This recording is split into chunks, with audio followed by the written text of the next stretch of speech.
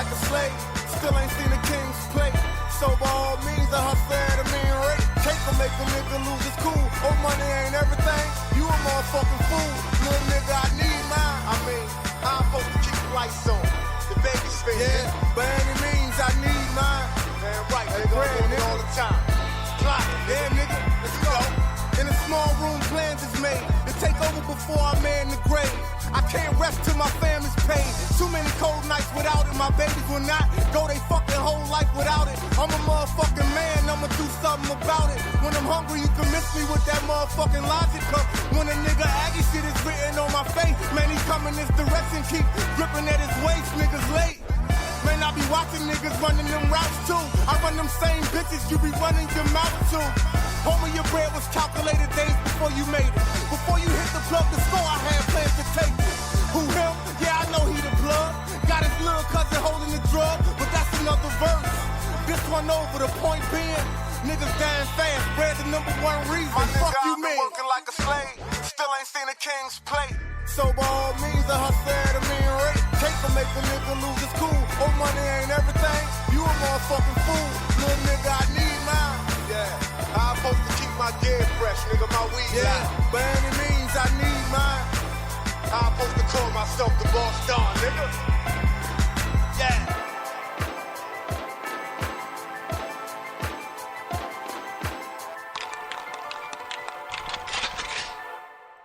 Oh, I'm going to take you back, man. It's hour number 2 of the Doug Stewart Show. You remember this? Tick-tock, you don't stop. To the tick-tock, you don't stop. To the tick-tock, you don't stop. To the tick-tock, you don't stop. To the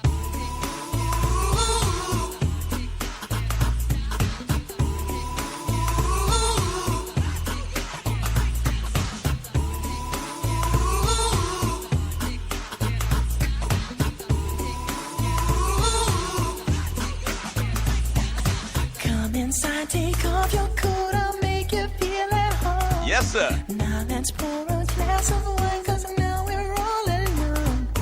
I've been waiting all night, so just let me hold you close to me. Cause I've been dying for you, girl, to make love to me.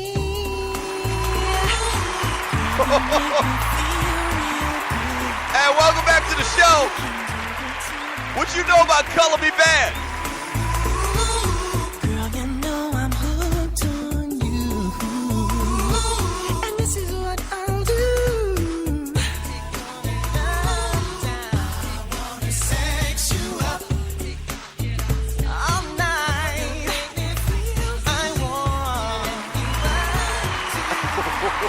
Wow. 1991 is the year. Wow. You can talk your ass off. You can say anything you want, but Color Me Bad, that track was hot as hell in 1991.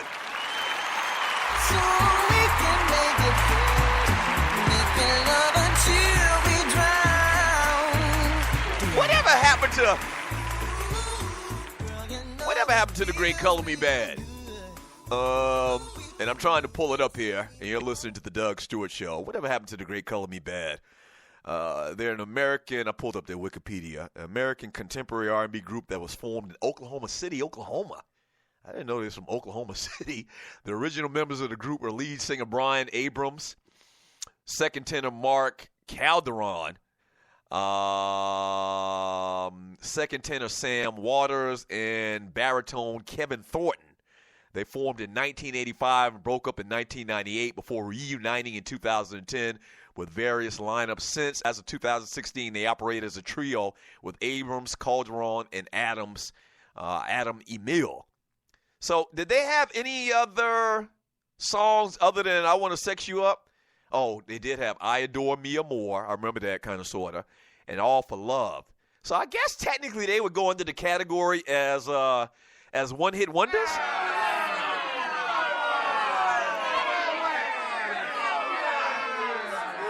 I don't know. I mean, yeah, it was 3 white dudes. And, yeah, this is a guy, I got one brother in the group as well. But you had 3 kind of like Vanilla Ice-looking dudes. They had the little cool little haircuts. They had a little stubble on their face, had goatees or whatever. So they, it's kind of like they grew up around some black people or something like that. And then you had the one brother in the group as well. And that track right there, this track right here.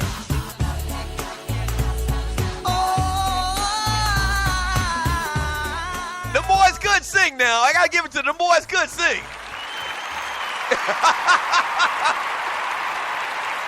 1991.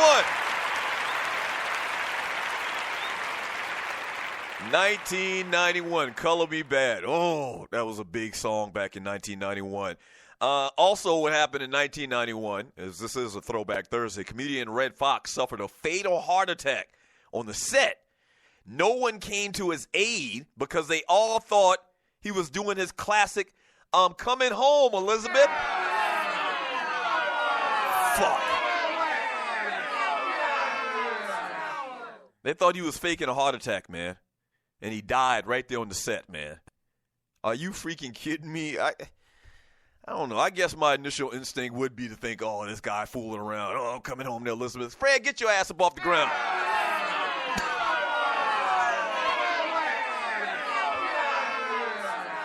Irony at its finest, man. Irony at its finest. 404-382-0338. You can also email me at Doug@DougStewartShow.com, talking about the NBA playoffs, Kawhi Leonard comparison to Michael Jordan. What else have we been talking about? The conversation pro or anti Magic Johnson for some reason. Just a lot of other crazy stuff. I want to read more messages in the chat on Spreaker.com. I want to get into this story, though, quickly, just to mention this story about what's going on in Boston. A lot of racial strife going on in Boston. The Red Sox on Wednesday permanently banned from Fenway Park a man they said used a racial slur towards another fan at Tuesday's game. A separate confrontation from the insults directed at Baltimore Orioles outfielder Adam Jones a night earlier, but the team said it is taking just as seriously. Here's a quote. I'm here to send a message loud and clear that the treatment of others that you have been reading about here lately is unacceptable. Red Sox President Sam Kennedy said during an impromptu update for reporters in the back of the press box during Wednesday night's game. More of the quote. We have to recognize that this exists in our culture. Kennedy explained it's not indicative of Boston. Yeah, but it actually is indicative of Boston.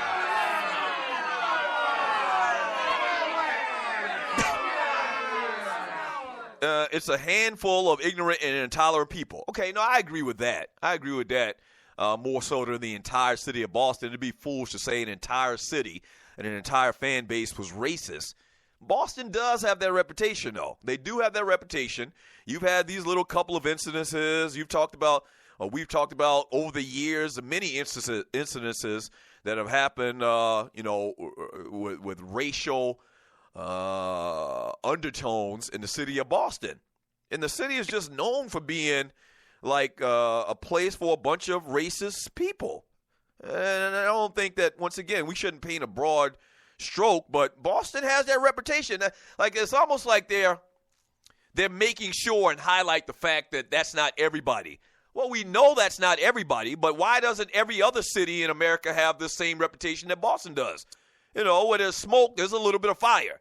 I guess the point I'm trying to make. Calvin Hinnick, a Boston resident who brought his son to his first Red Sox game on Tuesday as a present for his 6th birthday, wrote on Facebook and confirmed to the Associated Press on Wednesday night that a neighboring fan used a variant of the N-word.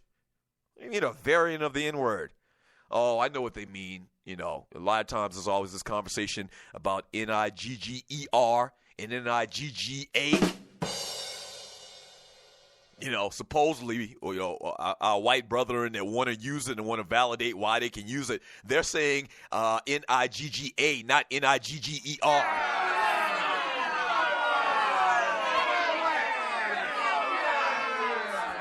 How about this? You use either variation around me, you're going to get your ASS kiss kicked.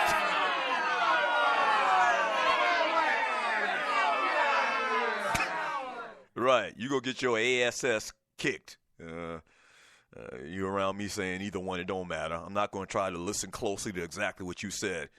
And Hennig says that he basically called the police or summons the security there, and they got his ass out.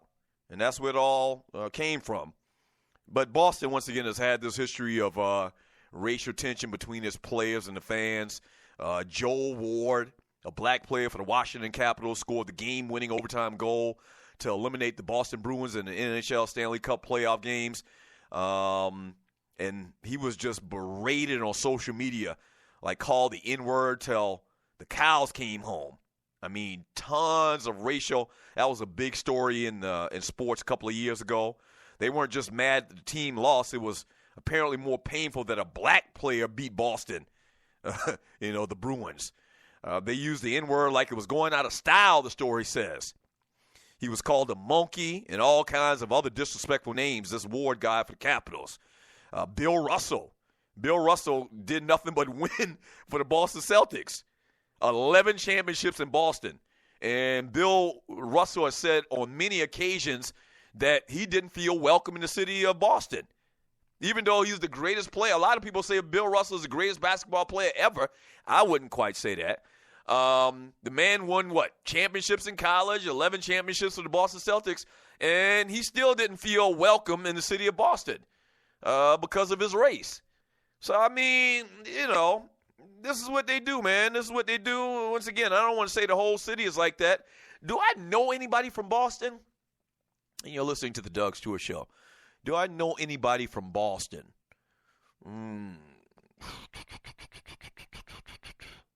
Do I know? I don't think I know anybody from Boston. Oh, I do know somebody from Boston. And he's a great guy, a guy named Chet Brewster. So Chet used to be a listener to the Doug Stewart Show. Or to the Two Live Stews. He used to be a big-time listener to the Two Live Stews, and he kind of owns like a production company here in Atlanta.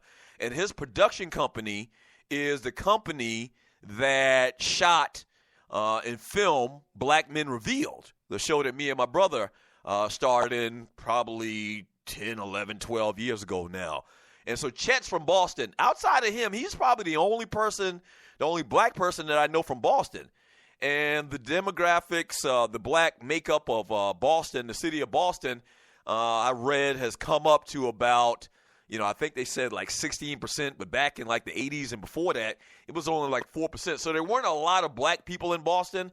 And, I guess which kind of perpetuated, the sentiment towards black people. I don't know. I have no idea. The interesting thing about this is you've had all of this stuff come to light over the last couple of days, and people from Boston, because it's a bad look, are trying to, make it seem like that this isn't a thing. This is a thing. This is a thing. Everybody knows it. CeCe Sabathia talked about there's only 62 players, black players in the major leagues, and they all know, and they have all talked before about the treatment that they get when they go into Fenway Park. I mean, it's well known. It's well known. So it is what it is, man. Don't try to be embarrassed now. And the big thing about this whole story of what happened the other night with Adam Jones, let's open to Adam Jones. You understand? Like, it's not like a situation. Normally you would think that if you say something like that everybody around you is going to react, negatively towards those comments. You're going to get a lot of negative feedback from the people surrounding you. This guy felt so comfortable to say that he didn't give a damn. He said it. Right, think about that. Nobody turned him in. Remember, nobody turned him in. Adam Jones talked about it afterwards. This wasn't a situation where somebody was saying all of this racial stuff and the fans around him was like, oh, that's wrong. Let's call security. And nobody told him to shut up from what's being reported. No, he felt so comfortable and thought that he could get away with it so much to that degree that he felt it was cool to go ahead and just scream out and call Adam Jones N-word.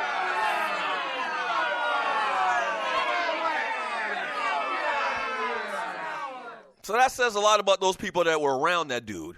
That's what it says. It says a lot about them, and it says a lot about the fan base there in Boston. It is what it is.